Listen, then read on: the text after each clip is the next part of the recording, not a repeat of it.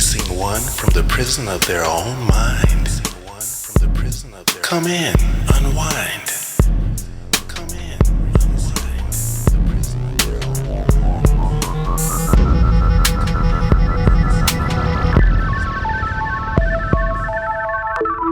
Welcome to the Hidden Thought.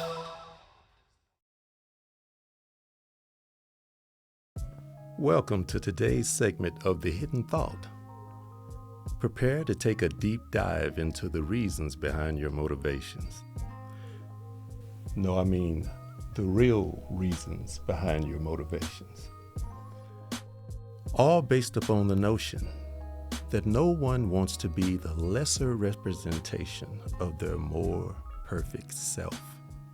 Meaning, if you are a parent, you want to be the parent that all parents aspire to be. The parent that all the children in the neighborhood love. The parent that they wish they had. If you're a child, you want to be the child that your parents are extremely proud of. Whenever your name is mentioned, other parents wish that you were their child. If you're a student, you may not be the smartest student in class, but you surely want to be one that when you're called on, you have the right answer that time. If you're a teammate or an employee, you want to be known as a reliable source. You want to be someone that if you're called on, they know you're going to answer the bell. So when we find ourselves being less than our perfect self, there's always reasons. On other platforms, they will allow you to give a clichéic answer, something that sounds politically correct, the surface answer that allows one to fly under the radar. And just when you thought no one knew, then comes K.E. Durham, your host, to uncover your hidden thought.